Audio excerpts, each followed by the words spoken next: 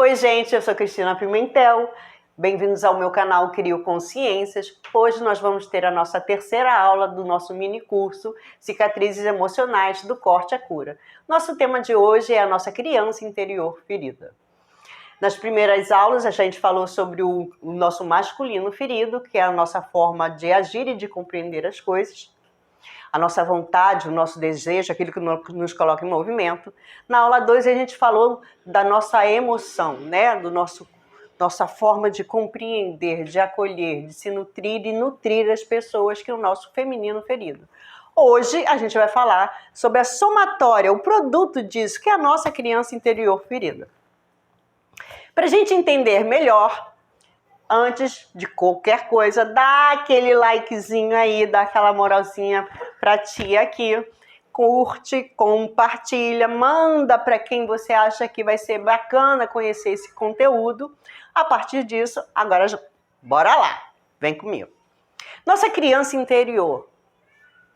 Bom, a gente entendeu quando a gente está com o nosso masculino ferido e o que isso acarreta, o nosso feminino ferido e o que isso acarreta. Ora, quando eu tenho contaminado a minha forma de compreender e a minha forma de sentir, naturalmente isso vai impactar diretamente aonde? A minha forma de agir. Lembra que eu falei no finalzinho da última aula de causa, lei e efeito? No caso, pai, mãe, o produto, o efeito disso somos nós, pequenas criaturas inocentes, que carregamos um bocado de emoções vida fora e muitas vezes a gente sem ter a menor noção disso. Qual é o produto que vem desse masculino e desse feminino ferido? Muito se fala dele.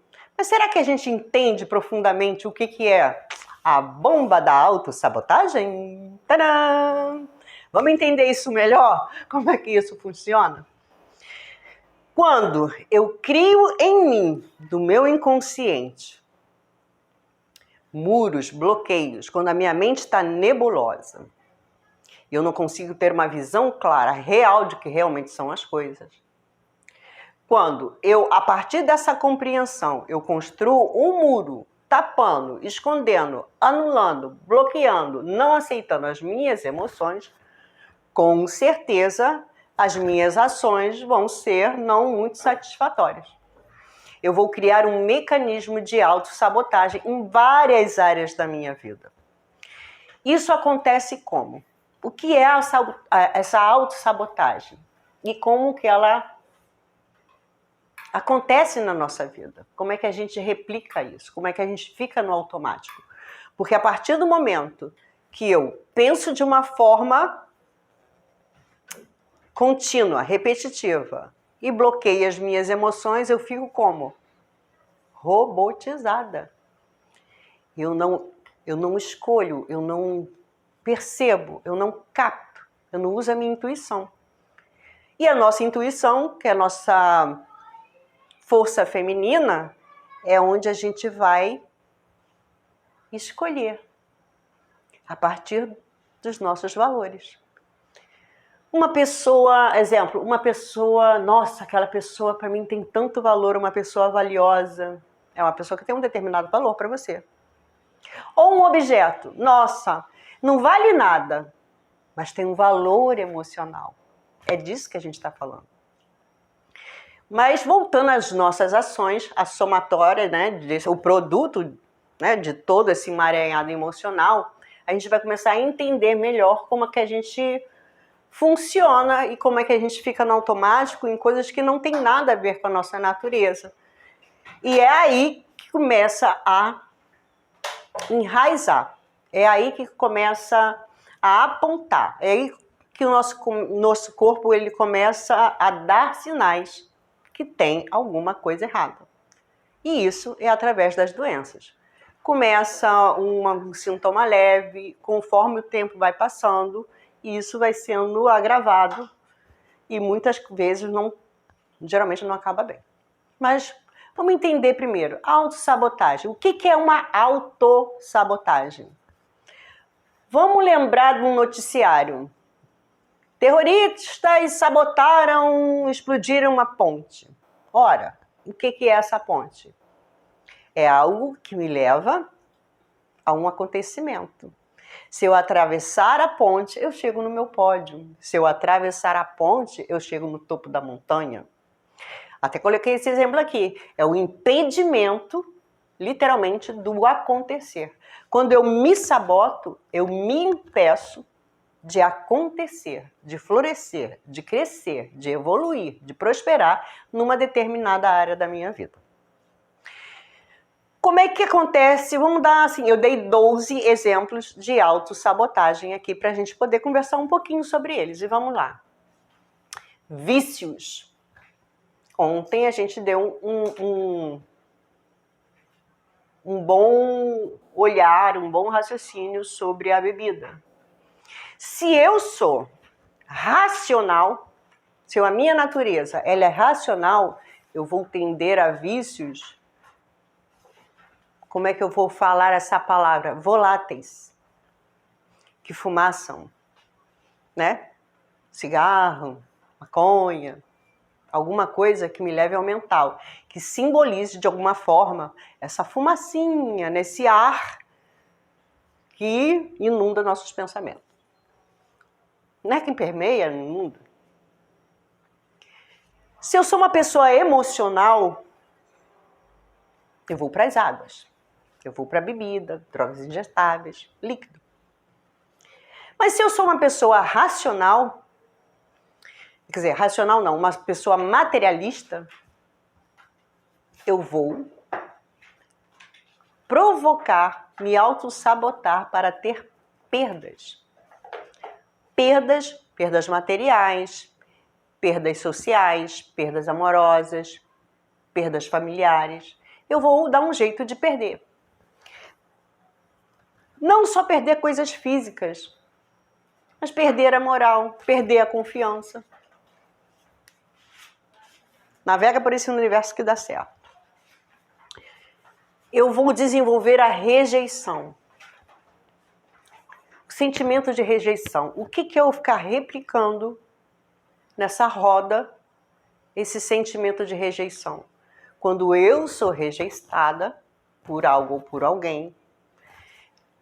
Um exemplo da aula passada, quando eu penso que o meu pai, que atinge o meu feminino de uma certa maneira, ou que a minha mãe me reprime de uma certa maneira, o que acontece? Essa rejeição, ela não é entendida como uma moldagem, como uma lapidação, como um aprendizado. É uma ofensa.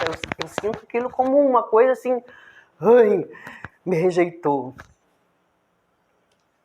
Naquele exemplo de ontem, do choro, eu falei assim, eu dei um exemplo de para de chorar, porque o menorzinho não está chorando e você que é grandinho não chora. Sabe uma coisa que acontece muito nas famílias? Uma criança nasce, é filha única. Então todos os mimos, todas as atenções, todos os guts-guts são para ela. Mas a partir do momento que essa família tem mais um filho, e a atenção desse que já está maiorzinho se volta para aquele que acabou de nascer, a gente pode desenvolver, sim, o complexo de rejeição. Como é que a gente identifica isso? Quem já teve filho ou quem já se lembra de rabiscar o rosto, os olhinhos das bonecas, do irmãozinho ou da irmãzinha? É porque inconscientemente não estão querendo que os outros o vejam, estou tapando os olhos. Não olhem para ele, olhem para mim. Ou, que também entra nesse contexto, vocês não me amam mais, vocês só ligam para o outro, só ligam para o bebezinho. Então, eu começo a implicar com aquele bebezinho. E o que me faz ficar mais revoltada e alimentar essa rejeição, essa minha rejeição, não do irmãozinho, mas dos meus pais para mim, na minha cabecinha de criança, é entrar numa disputa. Porque quando eu me sinto rejeitada, eu vou disputar a atenção. Choro, birra, malcriação. Quem, quando adulto, é rejeitado e não aceita a rejeição do outro, do chefe, do projeto, do namorado, do amigo, que de uma forma sem saber, inconsciente, briga por essa atenção. Não consegue soltar, não consegue, fica ali naquela disputa. E a pessoa, no subconsciente dela, eu fui rejeitada, eu me magoei, eu senti aquilo, mas daqui a pouco eu tô ali de novo. É bem por aí, né? Complexo, né? Ai, a mente humana. Cada coisa que a gente faz sem saber, né? Putz. A gente também desenvolve, a partir do feminino e do masculino ferido, o chamado o não pertencimento. De alguma forma, eu não me sinto pertencente a um contexto. Eu já senti o não pertencimento, que veio da dissolução do matrimônio dos meus pais. E onde eu entendia que a minha casa, literalmente, igual aquela novela, veio na chão, não tem mais casa, e agora? E eu demorei muito tempo a perceber que aquele hábito que eu tinha de monta uma casa, toma para você, compra uma coisa, toma para você, alguém chegou para mim, nossa, bonito, então toma para você. Eu estava falando que eu não tinha duas coisas, pertencimento e o merecimento. Aquilo não, eu não posso ter aquilo não pode me pertencer. Mas de uma outra forma, também colado junto, o não merecimento. É, por aí. A gente também desenvolve o que é o apego. Tem apego e tem uma coisa muito parecida com apego também, que é a dependência. A diferença do apego... Lembra que tem até um vídeo meu no TikTok que quando eu me apego, eu não solto, por quê? Porque eu paro no tempo. Mas o apego é a situação. A dependência é da pessoa. É como se fosse o cenário do apego. Mas a dependência da pessoa que faz eu gerar em mim o apego. O cenário é o mesmo, o personagem muda. A gente também desenvolve isso. O que mais? Gente, procrastinação. Nós procrastinamos porque a nossa criança interior está ferida. Quem é a nossa criança interior? E o que é? São as nossas memórias daquele período que a gente era criança, nossas memórias infantis que ficam guardadas lá no nosso inconsciente e nosso subconsciente. Quando a gente procrastina, literalmente, é porque a gente está em conflito com alguma informação. Ou com a nossa forma de pensar, ou com a nossa forma de sentir. Eu, quando procrastinava numa coisa que eu queria muito, e se era importante para mim, eu me auto-sabotava impedindo o acontecimento. O conflito que estava dentro de mim era a forma de pensar autoritária do meu pai e a forma de sentir que está tudo em ordem da minha mãe. Sofria eu com a minha criança interior, que não sabia se ia, se ficava em pé, se ficava direitinho, por quê? Fica quieta, senta do meu lado, não bate a perna, não faz barulho, tem que ser perfeita. Quando aconteceu comigo, eu gostava muito de brincar. Na verdade, eu era muito moleca, sabe? Eu não gostava de seguir regras, eu era diferente. Eu era uma criança que eu fui educada. Como é que eu vou explicar isso para vocês? Era aula de etiqueta, aula de postura, aula de bordado, aula de crochê, como uma menina. Nos padrões que a minha mãe foi criada, não numa outra geração onde eu pertencia. Era aula de piano, era aula de balé e eu, sinceramente, do fundo do meu coração, odiava isso tudo. O que eu gostava mesmo é de correr atrás do meu irmão. Porque o meu irmão, ele ia pra rua. Rua era liberdade. Na rua a gente podia ser o que quisesse, não tinha regras. não tinha não bote o cotovelo na mesa, não pise assim, não fale de boca cheia. Mas eu era criança, eu queria me divertir, nada mais natural. Mas por amor, por cuidado, por querer dar uma boa educação, por seguir um padrão de sociedade, a gente é colocado numa caixinha, né? Não bota a cabecinha para fora, não. Ó, o cotovelo para dentro, não sai da caixinha. Fica presa aí, se comporta. E isso interfere profundamente na nossa criança interior, que a natureza de cada um tem que ser respeitada.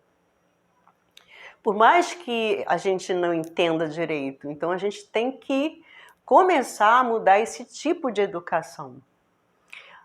Às vezes, uma criança, ela sofre muito bullying ou tem dificuldade de aprendizado na escola e isso gera vários traumas na vida adulta, de não conseguir concluir uma faculdade, não conseguir distinguir uma profissão, não escolher algo que tenha mais interesse para ela por causa dessas questões. Temos que aprender que a nossa criança interior ferida, ela reverbera por toda a nossa vida. Exemplos. O isolamento. O isolamento é um padrão, um sintoma da sua criança interior ferida.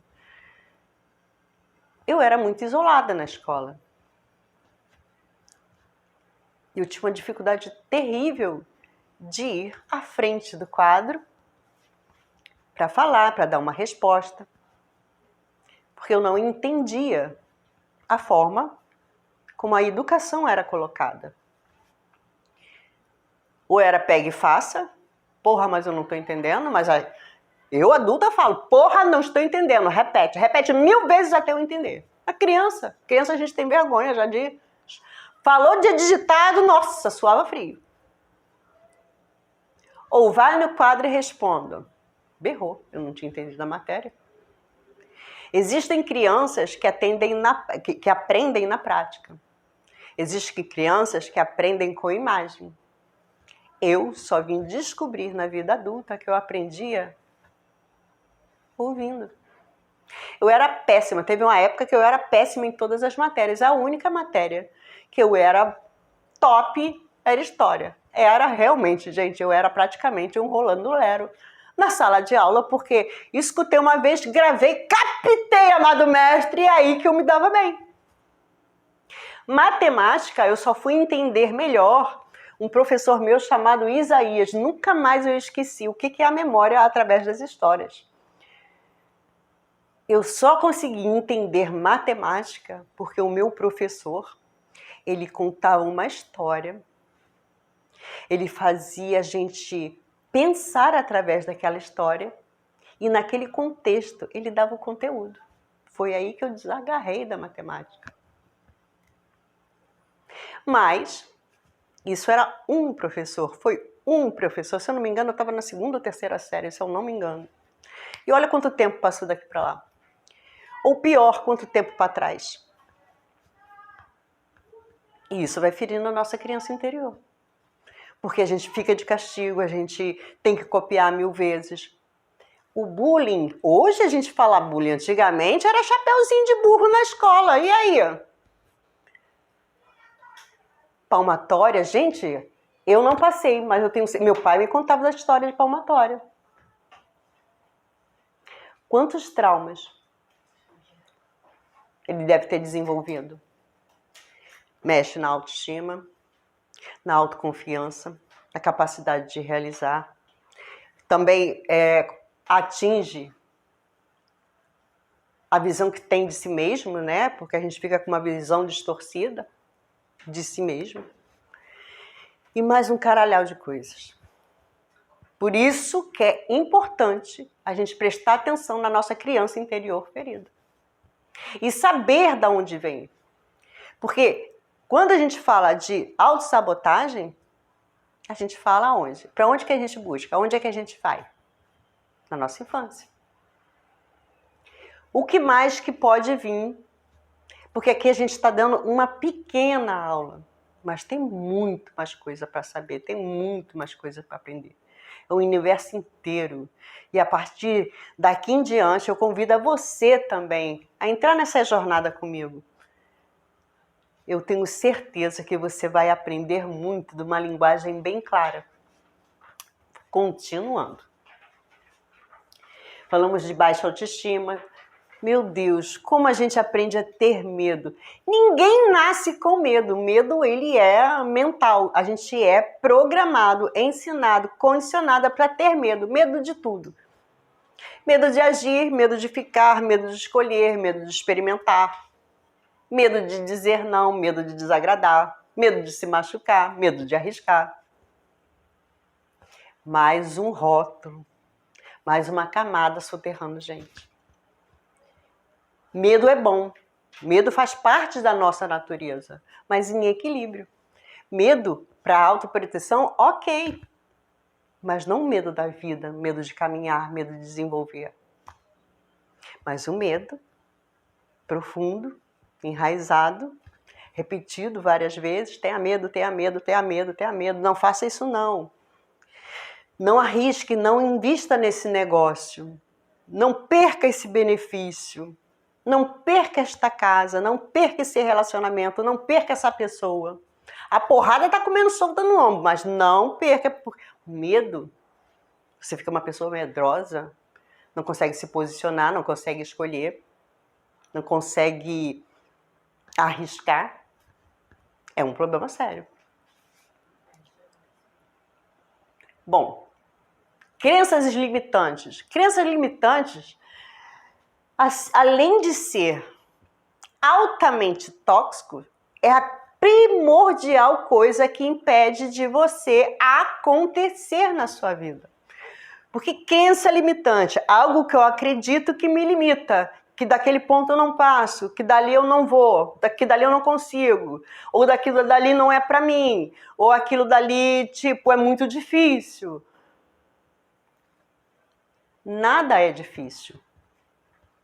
Nada é difícil. Difícil é você mudar seu condicionamento mental. Para mim mudar o meu condicionamento mental, só tem um jeito. Entendendo, compreendendo, tendo sabedoria, tendo informação. É como... É simples, gente, olha só. Uma criança tem medo do escuro porque tem um bicho, ela afirma que tem um bicho debaixo da cama. A partir do momento que você pega essa criança, encoraja ela a levantar da cama e ir até o interruptor, ela acender a luz, a clareza, a informação, né? E ela voltar e ver que a cama, embaixo dela não tem bicho nenhum, aquela sombra se dissipa. É bom também para a gente ter a noção de onde há sombra, há luz na mesma proporção.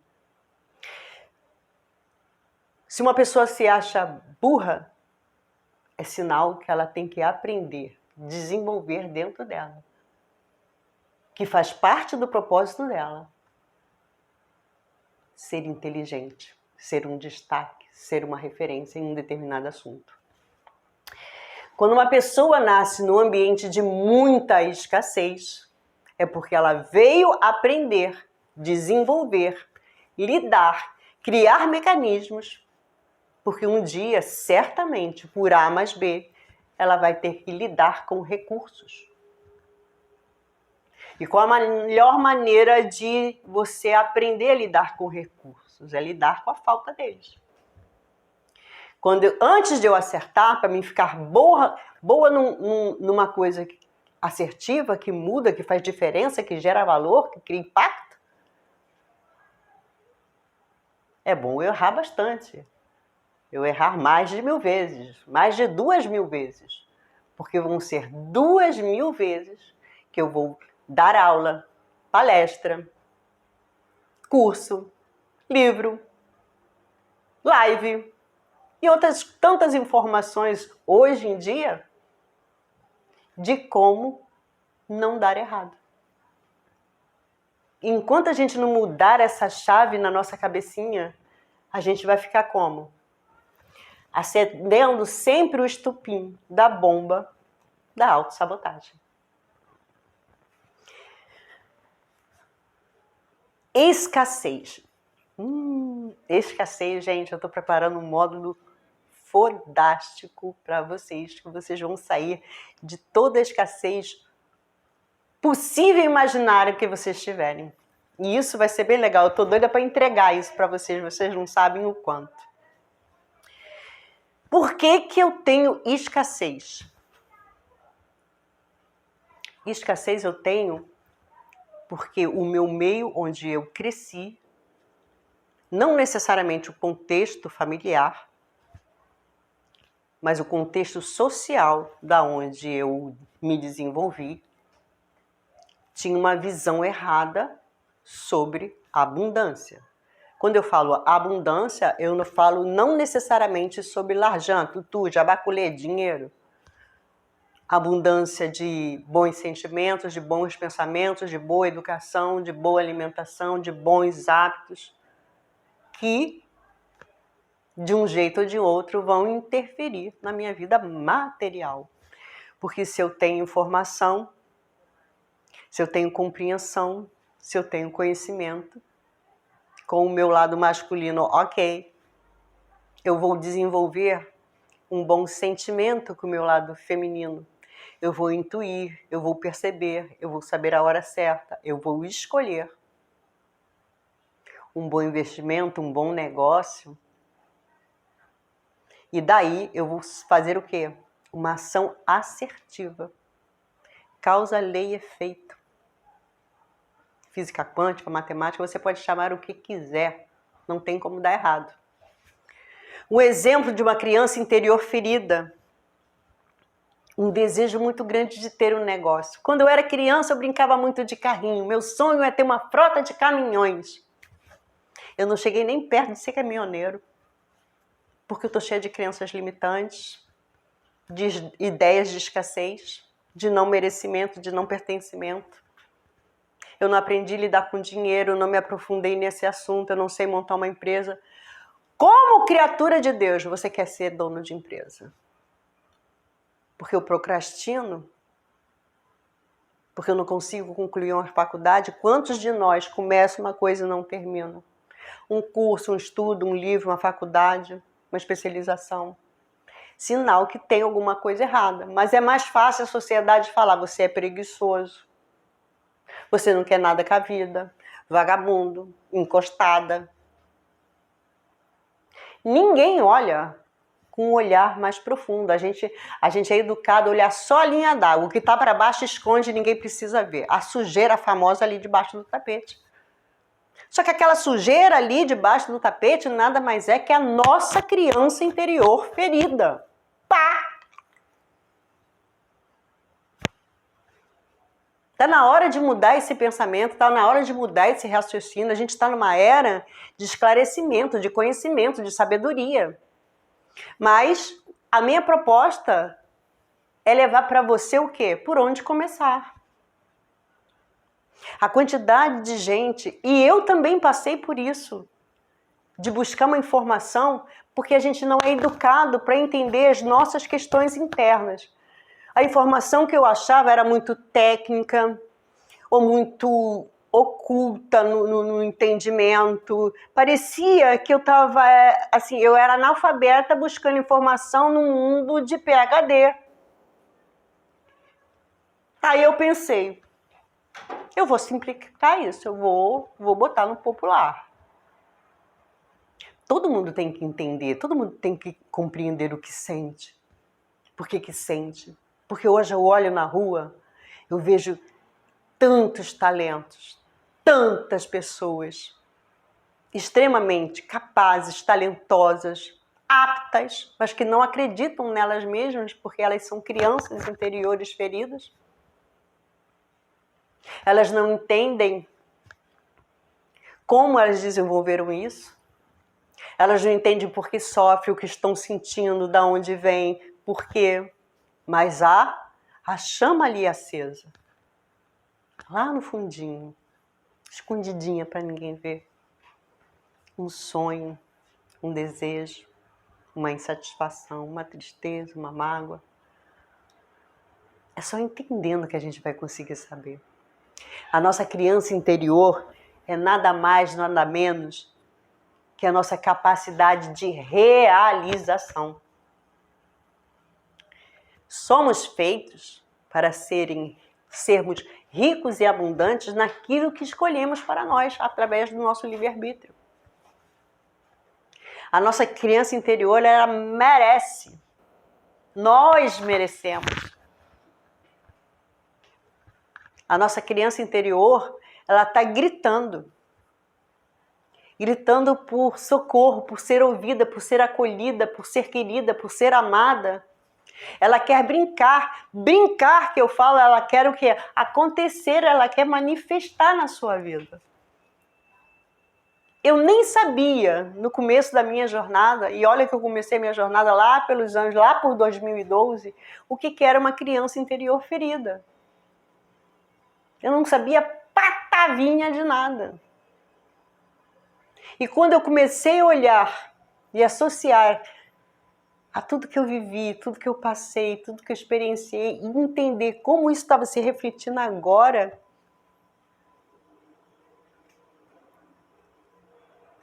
nossa, que mudança. Que mudança, gente. Para uma pessoa que era como eu brincava, falava, mas eu tinha uma questão com a minha autoimagem, da minha criança interior ferida, absurda, que vinha onde? Do meu pai e da minha mãe. Seja perfeita, seja séria. Não pode errar. Gente, eu digo para vocês, o tesouro da vida está no erro. O aprendizado é no erro. A superação está no erro, na falha. O que nos move é não ter atingido aquilo. Porque aí você busca, se aprimora, treina, vai. Como se eu não errar de primeira? Eu não vou, né? Impacto na vida, impacto no projeto, impacto em tudo.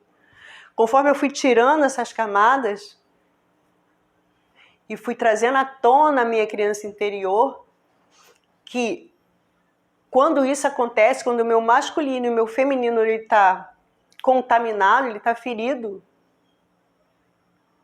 apaga, some, fica transparente, esconde essa criança que eu carrego dentro de mim. E o que essa criança carrega dentro de mim, de você e de todo mundo? A fonte da nossa felicidade. Felicidade é vida. Uma pessoa feliz é uma pessoa radiante. Por que radiante? Vamos associar lá, vamos começar a juntar as peças. O que é uma pessoa radiante? É uma pessoa que emite luz, iluminada, ideias, com as ideias iluminadas.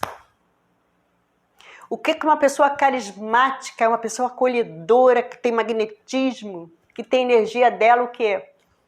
Feminina, ok. É uma pessoa que imanta. Uma pessoa que desperta emoções positivas. O que é uma pessoa com uma criança interior saudável, bacana? Além de ser uma pessoa com ideias iluminadas, carismática, é uma pessoa realizadora. E a realização dessa pessoa que tem essa criança interior saudável é uma pessoa que gera, que produz, que causa impacto nela e no mundo à volta dela. Muitas vezes a gente se sente desvalorizado, desmotivado, não pertencente. E a gente tem que começar a se perguntar por quê. Agora você já sabe. Eu espero sinceramente. A aula de hoje não foi tão extensa, porque a gente também já tinha conversado sobre a criança interior, né, nos vídeos passados. Mas eu entendo que isso é importante bater nessa tecla, sim. De ter essa informação, de levar esse conteúdo, de ofertar esse conhecimento para você, que assim você fica mais consciente. E o meu papel nessa vida aqui é criar uma consciência em você. Consciência te dar o direito, o poder de reivindicar a sua sabedoria sobre si mesmo e melhorar a sua vida. Se você melhora a sua vida daí, eu melhoro a minha vida daqui, a gente melhora a vida da família, do vizinho, do bairro, do estado, do planeta. E aí a gente espalha as nossas sementes pelo mundo de uma forma muito positiva e muito bacana. Agora, no finalzinho dessa aula, eu vou convidar vocês para amanhã, sexta-feira, participar comigo no YouTube e no Instagram da nossa live, onde a gente vai tirar todas essas dúvidas sobre essas 3 aulas e o que mais vocês quiserem. Eu vou estar lá aberta, esperando vocês. Não deixem de comparecer. Vamos juntos nessa caminhada. Eu quero fazer a sua vida acontecer. Ok? Nos vemos na próxima. Um grande beijo, gente. Fiquem com Deus e ó, não esquece de dar um like. Beijo, tchau, galera!